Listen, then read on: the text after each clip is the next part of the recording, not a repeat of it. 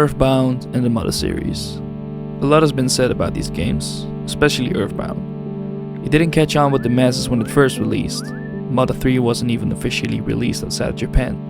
However, the past decade the fanbase has grown from a relatively small cult following to a large group of fans. A lot of videos have been made about these games and their unique atmosphere, impact on the gaming industry and fascinating stories. But there's one subject that I don't see being talked about that much, and that is Earthbound and Mother 3's connection to psychedelics. That's what we'll explore in this video. Let's talk about Earthbound first. Earthbound is a perfect schoolbook example of absurdism in a video game. A lot of places, characters and enemies have features that you could categorize as being random. The world that the game takes place in is weird, or as a lot of people described it, trippy. This is of course no coincidence, and the game doesn't hide this either. Mother 3 makes this even more obvious, but more on that later. There's a lot of reference to the counterculture of the 60s, where psychedelics were seen as one of the main reasons for the start of this movement. The biggest one being the title of the game series itself. The creator of the Mother series, Shigesato Itoi, said in an interview that the name Mother was derived from the John Lennon song with the same name. John Lennon being of course a member of the Beatles, perhaps the biggest band of the 60s and notorious psychonauts, being that their first experiences with psychedelics influenced their music, lyrics, cover art, music videos and even clothing styles. ジョン・レノンですよね、やっぱり。マザーって言われて泣いたんですよ。それ当時です。そう、その声でね、うわーって涙が出てきたんですよ。俺にとってそのマザーっていう言葉を呼びかけられるってことは、恐ろしいことだなと思って、みんなにもしてやれと。すごい、そう深い。There's a lot more references to the Beatles in particular. The soundtrack uses a lot of inspiration and sometimes even samples from Beatles songs. There are so many that I won't go into all of them, but here are a few examples. I've put a link in the description to other videos that talk about these inspirations.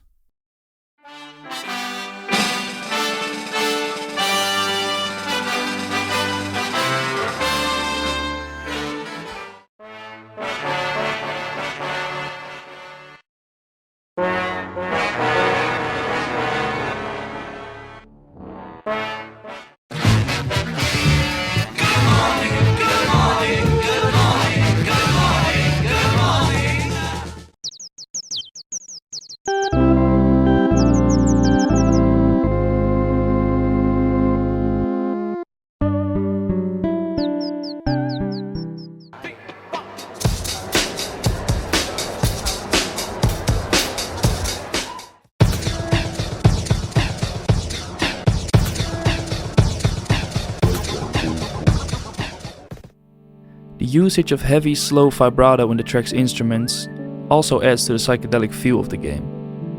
Earthbound's music is one of the main inspirations for the music of indie rock and psych pop artist Mac DeMarco. He's apparently such a big fan of Earthbound that he even displayed Earthbound gameplay during some of his live concerts as background visuals. Okay, but the musical inspirations could be just boiled up to Itoi and the composer's love for psychedelic music. But this is where it gets interesting. When you get to the fourth town called Foresight, there's a sequence where you look behind the bar in the town's cafe, even though it's called a bar in the Japanese version. This moment triggers an event where Ness and Jeff are transported to a place called Moonside.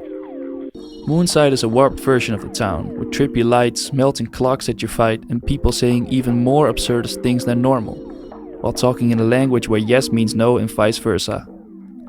The background visuals for the battles are also more trippy than before. After walking around the town, looking for a way out and being teleported all over the place, you find the Mani Mani statue, a golden statue that you fought a while back in the game. After defeating it, the screen turns white and you wake up in a warehouse with the statue right next to you, broken in tiny pieces. A text box appears on screen reading, "The Mani Mani statue was actually a device that created illusions. The illusion device was destroyed." Talking to the mouse in the same room reveals more. He says, "You were wandering around the warehouse with a vacant, faraway look in your eyes. Were you daydreaming?" Implying that everything we just went through was the result of hallucinations. Then there's the segments in the game called the coffee break and the tea break. These are two moments in the game where you drink some coffee and tea and be greeted with this. a screen of morphing and moving patterns and shapes, reminiscent of typical closed-eyed visuals that you get during a psychedelic experience. Overlaid over these visuals is text that directly talks to Ness, aka you, and talks about the experiences you've had so far and the experiences that are waiting for you in the near future, as a sort of moment of insight, which is also often correlated with a psychedelic experience. The music that plays during the break sounds very Pink Floyd inspired, specifically by the song Us and Them from their psychedelic magnum opus Dark Side of the Moon. These moments also take place in two of the weirdest places in the game, Saturn Valley and Tender's Cave.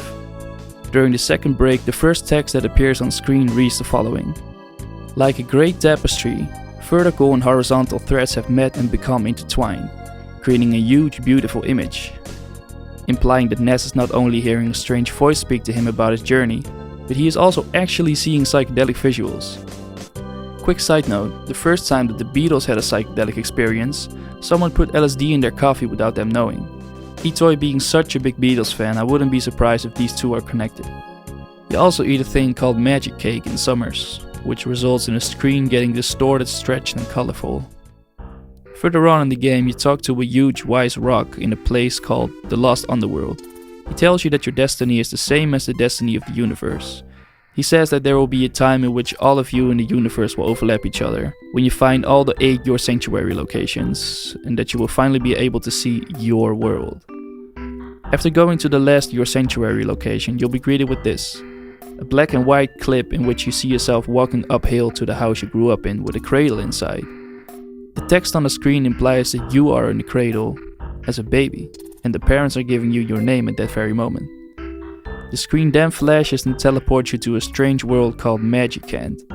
In the American version of Earthbound, you're in pajamas, but in the Japanese version, you're completely naked except for your baseball cap, symbolizing that you're the purest form of being. You meet a wizard that tells you you're currently in the realm of your own mind, where there's beauty, kindness, sorrow and hatred, and that there's of course evil and violence inside of you. He goes on that there's a place called the Sea of Eden, which sits in the center of those feelings, and that this place takes you to the truth about yourself. This place feels like it has a lot of similarities with the effects that psychedelics can have on the mind of the user. In a psychedelic state, you can feel like you're traveling to the core of your being, to the center of your mind. This can be a beautiful but also very frightening experience. You come face to face with your norms and values, your identity, your deepest feelings and insecurities. That is exactly what you or Ness are experiencing here. You are exploring your mind. This includes talking to your younger self who is sad that you are busy and don't have time to read comics or play games anymore. That is probably something Ness is subconsciously sad about, and it comes to the surface in this state of mind while being one with the universe. On the way to the Sea of Eden, you meet the wizard again. He tells you that it's a place where you can touch the truth of the universe. When you get there, you see the Mani Mani statue again. In the Japanese version, he's called Ness's Devil or Ness's Demon. This time, he tells you that he is the evil part of your heart and that you won't be able to beat him because you forced him into being. After defeating the statue, Ness hears a so-called familiar voice, which later turns out to be his own voice. You get told that Gygas, the great evil of the world, will fail. You must free your mind and know what you must do. Magicant ceases to exist and your mind becomes cleared. You realize you have great power and your psychic powers radically expand. You absorb the power of the land into your heart and you wake up. You have been enlightened and Magicant is no more. You take all the lessons you've learned along your journey. In Mode 3, psychedelic states seem to play a smaller role than in Earthbound. However, there's a very memorable and literal psychedelic moment which makes it absolutely necessary to mention. This moment happens at a place called Tane Tane Island. Lucas, Kumatora and Duster get washed up on this island with 1 HP, looking for food. The only edible thing you can find on the island is a few weird looking mushrooms. After eating them, the screen flashes all sorts of colors and then distorts. The happy, tribal-like sitar music, which is an instrument that is also often correlated with psychedelic music, turns dissonant, ugly and creepy. Everything changes color and hallucinations let you see some familiar faces. Lucas's father Flint, who says he's going to beat him. An unfamiliar lady who tells Lucas his mother is waiting for him in the afterlife. Old man Wes, who says Duster would make anyone cry. Lucas's grandfather Alec, who doesn't recognize him and says no one loves Kumatora and she isn't even a real princess. All these statements are insecurities that our protagonist silently deal with. Lucas is traumatized by Finn's violent outburst at the beginning of the game. He's still coping with the death of his mother. He's scared of his grandpa getting demented. And he feels like the missing of his brother is his fault. Duster is extremely insecure because of the way Wes treated him all his life. Kumatora is lonely because her people are gone, and even though she's technically a princess, she questions her identity. These are all thoughts that they subconsciously have. They come to the surface during the trip, because that's what a trip does. It brings out your subconscious thoughts, feelings and insecurities. This is an extreme version of a bad trip. It's really special that a Nintendo game dives in such heavy concepts in such an explicit way. The protagonists don't speak much during the game, especially Lucas. So letting us, the players, know how they are feeling without them talking is such a great way of explaining their character. All the stuff they never talked about comes to slap you in the face in this one scene. It's very powerful and heavy, and probably one of the main reasons why the game was never released outside of Japan.